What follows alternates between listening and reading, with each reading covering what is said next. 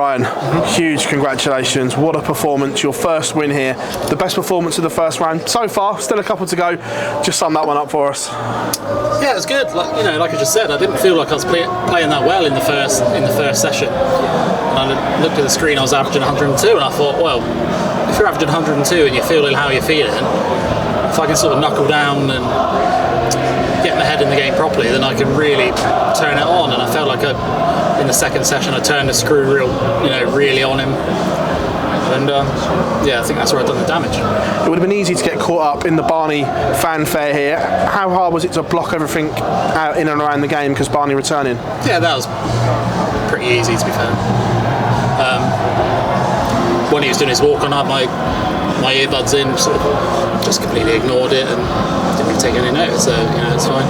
We know last year the defeat hurt. We saw on your social media that it stung. How nice is it to get that out of the system and put it right? Yeah, obviously, to lose the 101 average last year, that did hurt. I think it was the highest losing average of the first round. And you look around at other games and people are winning with 92s and 91s. You're thinking, how's your luck? But it's just one of those. I feel like I started this season quite well. Obviously, winning the first Pro Tour of the year, making 2 other finals in the next sort of 5 events.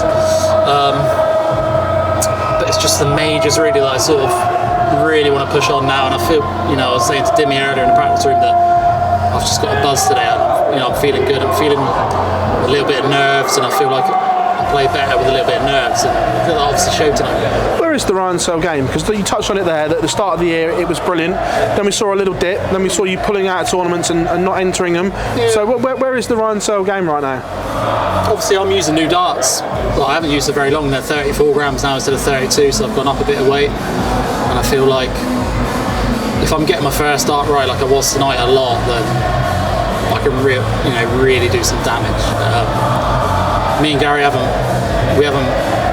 managed to get much practice sessions in the last few weeks. Obviously, he's been away on holiday. He said I was on holiday, but trying to stitch me up. Not my fault, it's his fault. But I'd like to practice with Gary a bit more, and I think in the break now after this tournament we'll try and practice once or twice a week, and darts is in a better place with Gary Anderson playing well, for sure. Right, congratulations, thank you very much. Cheers, mate. Thank you. Ryan, what's the reason for going up another couple of grams of the darts? There's no real reason. I just felt like it. I just felt like I've used the same dart for the last 4 years, and I was getting a little bit bored of it. So I was just got a couple of grams, and it might make me want to practice a bit more. So it's making me put the hours in on the board, and I feel like it's getting there and it's kind of showing. And obviously, I played alright tonight, so it can't be bad. Is the next logical step for you to have some more consistent runs in these TV events? We know you've got to the final of the Players' Championship. To do it on a more consistent basis, is that the next step? Oh yeah, for sure. This is where if you want to go up in the rankings, you need to be doing well in majors. And last season I was terrible in. Other than here, where I played well, I was terrible in most of the other majors. And just sort of didn't do myself any favours. I'm defending a lot of money near the end of this season. I'm not really fussed about that, to be fair, because I feel like even if I drop out of the top 16, that I'm in that bracket now where I'll qualify for this in the Grand Prix without being in the top 16, so I'm not really too worried about that. But why not win this week? Gary was saying the other day, really fancies his chances there. Is he just trying to avoid you for later on in the tour? I'm trying to avoid him. I haven't won a session since Christmas, so I'm trying to avoid him. Cheers, mate. Ryan, how important was it to get out in front tonight? Because we know sometimes Raymond's head can drop, and obviously to silence the crowd as well. Oh, 100%. The crowd were really loud for him tonight. I thought if I can sort of get on top of him and keep them quiet, and I think in the end the crowd were pretty good for me. There was one guy up in the balcony that I kept putting my thumb up to. Couldn't really see him because I can't see very well, but I see his outline in the crowd, and just put my thumb up to him, sort of distract myself from the situation, and it's pretty good. You mentioned about starting the season really well, then tailing off a little bit, but do you feel like a performance like that tonight could really prove a catalyst to kick on again now? Yeah, 100%.